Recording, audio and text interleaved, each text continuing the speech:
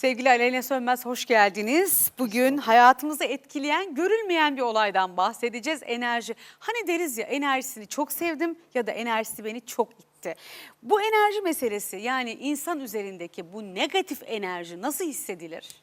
Daha çok böyle ağırlık, tekrar eden hayatımızdaki olumsuz döngüler, uyku hali, yorgunluk, sürekli gergin ve stresli hissetmek, bunlar negatif enerjinin en temiz belirtileridir diyebiliriz. Peki bu bahsettiğiniz negatif enerjinin evimizden ve bizden uzaklaşması mümkün mü? Mümkün. Yani hani evi temizliyoruz dip köşe, bedeni temizliyoruz. Bu enerji temizliği de yapılabilir bir şey mi? Kesinlikle yapılabilir bir şey. Belli başlı metotlar var. Bunlar nelerdir? Önce zihni yapımızı değiştirebilmek. Düşüncelerimizi ve fikirlerimizi değiştirdiğimizde bu enerji alanımıza otomatikman yansıyor. Bunun dışında ufak çaplı ritüeller yapabiliriz. Bunlar nedir? Her sabah kalktığımızda penceremizi açıp evimizi havalandırmak, evimizi sirkeli suyla silmek, bol bol temizlik yapmak gibi. Evet, şu enerji temizliği konusunda sevgili seyircilerimiz, kendinizi huzursuz, mutsuz hissediyorsanız ve hep aynı döngünün içindeyseniz bu da çok önemli, değil mi? Evet. Hani derler ya, neye elimi atsam amacıma ulaşamıyorum. Bu da bir enerjinin bağlantısı. Evet, negatif enerjinin en büyük belirtilerinden bir tanesi diyebiliriz. Peki evlerimizde olan negatif enerjiyi bu bahsettiğiniz yöntemlerle temizleyebilir miyiz? Farklı özel ekleyeceğiniz önerileriniz var mı? Yani bol bol temizlik yapmak dediğim gibi en önemli negatif enerjinin ortadan kalkması için önemli bir olgudur diyebiliriz. Şimdi nazar konusuna da değinmek istiyorum. Ekran başında bizi izleyen sevgili seyircilerimiz, gerçekten nazara inananlardansanız ben çok inanırım. Nazarın insan hayatında kötü etki yaptığına da inanırım. Evet. Nazar denilen olgu bizim yaşamımızda negatif bir enerji verir mi? Mesela iş hayatımızda, özel hayatımızda bizi etkiler mi? Nazar enerjisini de nasıl yok ederiz? Nazar enerjisini yok etmek için belli başlı metotlar var. Bunlardan en önemlisi kurşun dökmek deriz, ağırlık çıkartmak deriz. Bol bol meditasyon yapmak, bu da önemlidir mesela.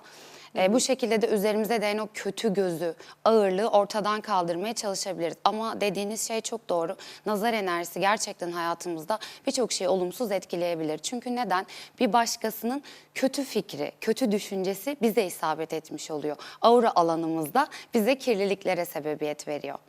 Ki annenin bile evladına nazar değdirebileceği söyleniyor, değil mi? Hani yani nazarın kimden ne zaman geleceği hiç belli olmaz. Şu var, açık gözlü insanların nazarının daha çok değeceği söyleniyor. Doğru mu?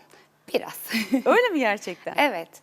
Bu da çünkü renkli gözlü insanların aslında enerji frekansının yüksek olmasından kaynaklı. Renkli gözlü insanların enerji frekansı yüksek olduğunda çok negatif düşünmese bile o frekansı karşısına olumsuz bir noktada yansıttığında bu da ağır bir nazar enerjisine sebebiyet verebiliyor. Peki Aleyna Hanım, böyle bir enerji temizliği yapmıyoruz. Hayatımızda her şey kötü gidiyor. İş hayatımızda, özel hayatımızda hiçbir zaman istediğimiz noktaya gelemedik ya da istediğimiz kişiyi hayatımıza çekemedik. Enerji temizliği de yapmıyoruz. Ne olur? Sürekli tekrar eden aynı döngüleri yaşarsınız. Sağlık problemleri yaşayabilirsiniz. Özellikle baş ağrısı, omurgada ağırlık, ağrı gibi. Uyku hali, yaşamdan kopukluk ve bir süre sonra tabii ki yaşam hızlı akıyor. Bir şeyleri ertelemeye gelmiyor. Bu da bizim hayatı kaybetmemize sebebiyet verir. Hayatta yapacaklarımızı ertelememize sebebiyet verebilir. Mutlaka bunun için kendimizi temizlemeliyiz. Kendimizi şifalandırmalıyız ki hayallerimize, hedeflerimize daha kolay ulaşabilelim. Peki bireysel kendini temizleme ve enerjiyi temizleme konusunda mesela derler ki sirkeli su, tuz, duş almak, bunlara ekleyecekleriniz var mı? Kaya tuzu yakmak, üzeyirk otu mesela evimizde sürekli yakabiliriz. Bu da bir çeşit mini ritüeldir. Bunun dışında dediğiniz gibi sirkeli suyla abdest almak, evimizi sirkeli suyla yıkamak, gül yağı, özellikle gül yağını göbek deliği çevremize sürmek de güzel bir frekans yükseltme metodudur. Bu da nazar için etkilidir. Bir de şunu da duymuştum. Gül yağının aşk üzerinde çok büyük etkisi varmış galiba, değil mi? Öyle mi? Mesela Evet. aşk hayatında tıkanıklık yaşayanlar bu bahsettiğiniz olumsuz negatif enerjiden dolayı mı bunu yaşıyorlar? Yoksa Evet. bu kader mi? Ya yok, kader değil gerçekten, tamamıyla olumsuz enerji. Bir de bir gönül kırıklığı yaşadığımızda hep aynı olacağını kendimize inandırdığımız için fikirlerimiz ve düşüncelerimiz de kendi hayatımızda olumsuz enerjiye sebebiyet veriyor. Gül yağı özellikle dişil enerjiyi artırdığı için, dişil enerji frekansımızı yükselttiği için biz yükseldiğimizde daha pozitif bir aşkı ve ilişkiyi hayatımıza çekeriz. Aslında her şey birbiriyle parça parça bağlantılı. O gül yağını göbek deliğin çevresine süreceğiz. Bunun için belirli bir gün var mı veya günün hangi saatinde sürmeliyiz? Rutin olarak her duştan sonra 3-4 damla sürüp biraz böyle dinlenip pozitif düşünürsek, frekansımızın yükseldiğini vücudumuzda hissetmeye çalışırsak güzel bir çalışma olur. Peki herkes bu enerji çalışmalarını yapabilir mi? Hayır, bu birazcık doğuştan gelen mini açıklık getiriyor ama tabii ki her şey doğuştan geliyor demiyoruz.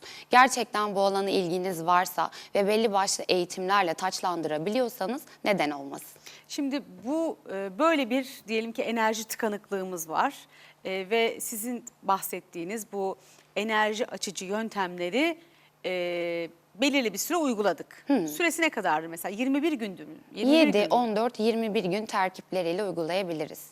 Neden 7, neden 14, neden 21? Ya da hangisi? Yani bu aslında 7 gün yaptık. İstediğimiz etkiyi alamadık. 14 güne kadar devam ettiririz. Yine istediğimiz etkiyi alamadık. 21 günlük periyotlar. Bu şekilde belirlenmiş. Yani hayatını değiştirmek, yenilemek, düzenlemek isteyen herkese bu enerji çalışmalarını tavsiye ediyor musunuz? Kesinlikle. Kaç yaş sonrası yapılabiliyor?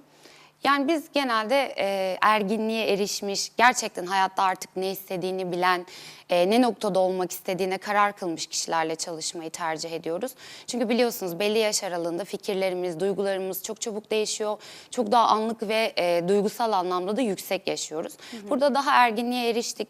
Baktık hayatımızda istediğimiz gibi, istediğimiz noktada gitmiyor bazı şeyler. Tabii ki uzmanlardan destek alarak en azından neyi ne noktada değişim dönüşüm enerjisine sokabileceğimizi öğrenerek kendi hayatımızı da istediğimiz, hedeflediğimiz noktaya getirebiliriz. Peki bütün bu enerji çalışmasını yapmanın günü, saati var mı? Evet, belli Hangi başlı yani mesela nasıl söyleyeyim, aşk enerjisini uyumlamak istediğinizde çarşamba günü ikindi vaktini kullanırız. Bunun gibi. Şimdi ekran başında bizi izleyen sevgili seyircilerimiz bir aşk enerjisi çağırmak istiyorlar. Yani kısmet açma diyelim, değil mi buna? Nasip kısmet açma Nasip diyebiliriz. kısmet açma diyelim. Çarşamba günü kaç dediniz? İkindi vakti deriz. İkindi vakti ne yapacaklar? 1.45 Göbek çevresinde saat gül yağı mı gibi. sürecekler? Evet. Sonra oturup gerçekten ne istediklerini zihinlerinde 19 saniye kuralıyla canlandırmalarını istiyorum. 19 saniye kuralı bizim isteklerimizi hayatımıza çekmemizde gerçekten mucizevi bir etkiye sahiptir. Bir şeyi gerçekten 19 saniye zihninizde canlandırabiliyorsanız bir süre sonra gerçek olacağını mutlaka görürsünüz. Şimdi diyelim ki hayatımıza bir aşk istiyoruz. Çarşamba günü ikindi vaktinden hemen sonra göbeğimizde gül yağını sürüyoruz. 19 saniye o kişiyi mi hayal ediyoruz, imajine ediyoruz Nasıl bir yani? aşk yaşamak istiyorsak, nasıl bir ilişkiyi hayatımıza çekmek istiyorsak bunu hayal ediyoruz. İlla bunu A kişiye, B kişiye diye bağlamak gerekmiyor. Ne istediğimiz, nasıl Peki, bir ilişki? aşk enerjisi için bu. Sağlık. Biraz sonra da paraya geleceğim.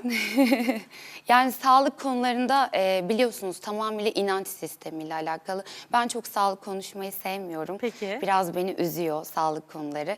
Ama para konuşabiliriz. Tamam. Özellikle cuma namazından önce bolluk bereket arıyorsanız belli başlı zikir terkipleriyle zikrinizi çekin, duanızı edin ve cuma vakti gelsin. Mutlaka ve mutlaka para kanallarınızı, tıkanık para kanallarınızı açmış olursunuz. Peki mesela o söyleyeceğimiz, çekeceğimiz zikirler belli mi? Ne yapmak gerekiyor? Evet, yani mesela 142 kere ya muhit zikrini biz çok kullanırız para çekmek için. Ya Latif 129 kere özellikle isteklerimiz ve niyetlerimiz için. 420 defa ya Vedud zikri istediğimiz, hayal ettiğimiz, imgelediğimiz aşk için. Bunlar hep cuma günü mü çekmek gerekiyor? Ve yani bu bahsettiğiniz rakamlar ölçüsünde mi çekmek Evet, gerekiyor? zikir terkiplerini belli sayılarla çekmemiz gerekiyor. Ama günleri dediğim gibi değişiyor.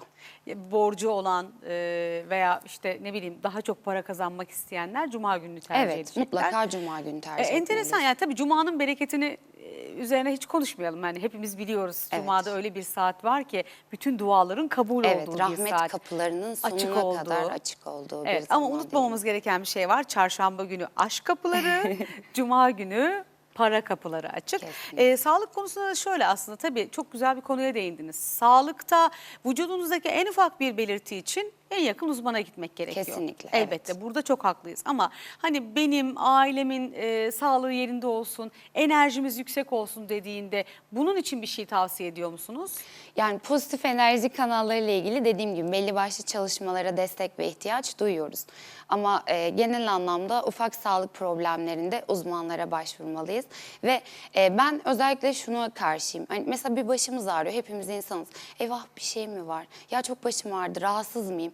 Ben danışanlarıma da tanıdığım herkese de şunu söylüyorum. Ufacık bir rahatsızlıkta en kötüyü niyet etmeyin. Çünkü niyet ettiğimiz şeyi de ya da korktuğumuz şeyi de hayatımıza çektiğimiz için burada hep güçlü olduğumuza, sağlıklı olduğumuza inanırsak sağlık konusunda belli başlı problemleri de daha kolay atlatırız diye düşünüyorum.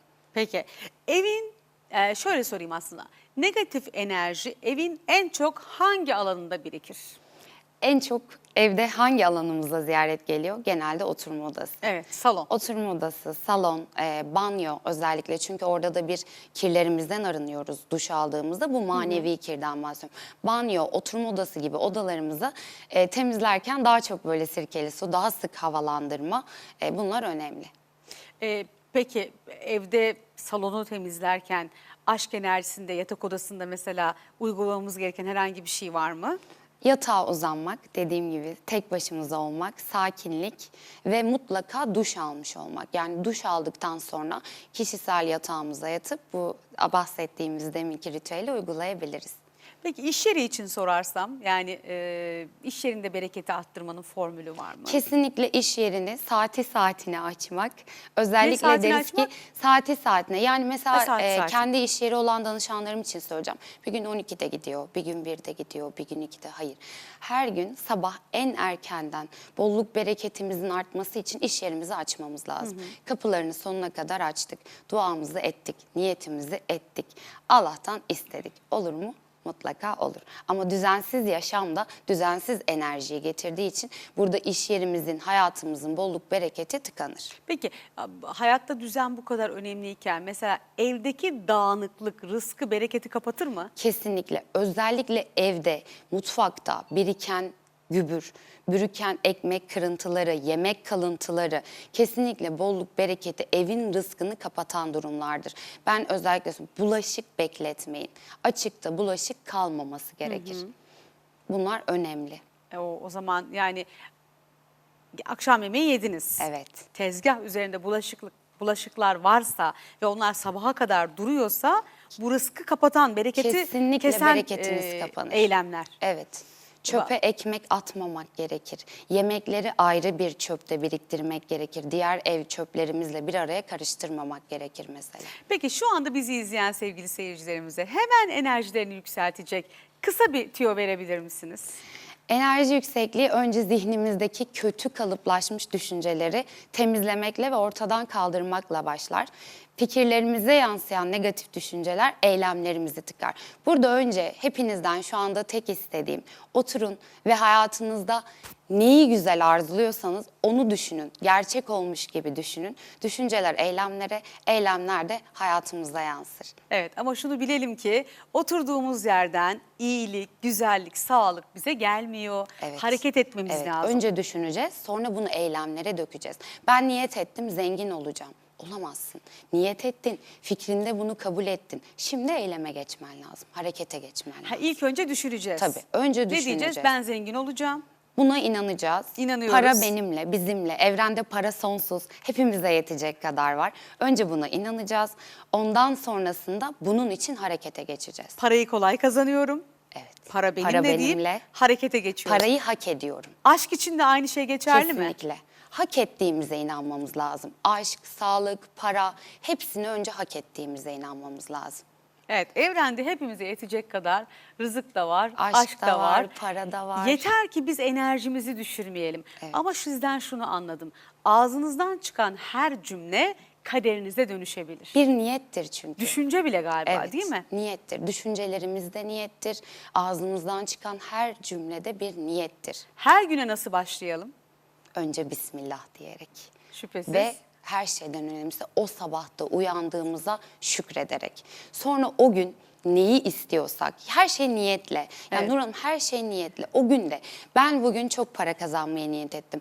Ben bugün benim bir mucizenin bulmasına niyet ettim. Bu şekilde günümüzde Peki başlamamız gerekiyor. kısa bir ara vereceğim. Özellikle aşk için bir niyet gelecek, bir niyet ritüeli gelecek reklamdan sonra. Aşk enerjinizi yükseltmek istiyorsanız nasıl bir ritüel yapmamız gerekiyor? Ufacık bir tüyo veriyorum. Aşk enerjinizi yükseltmek ve aşkı hayatınıza çağırmak istiyorsanız mutlaka üzerinizde pembe kuvars taşı taşıyın. Bir de enerjinizi yüksek tutun. Düşünceniz çok önemli, değil mi? Çok teşekkür ediyorum sevgili Ben Aleyna teşekkür Sönmez. ediyorum. Tabii enerji her şey, düşünmek her şey. Düşüneceğiz, hissedeceğiz ve harekete geçeceğiz. Çok teşekkür ediyorum. Ben teşekkür Mutlu ederim. günlerimiz olsun efendim.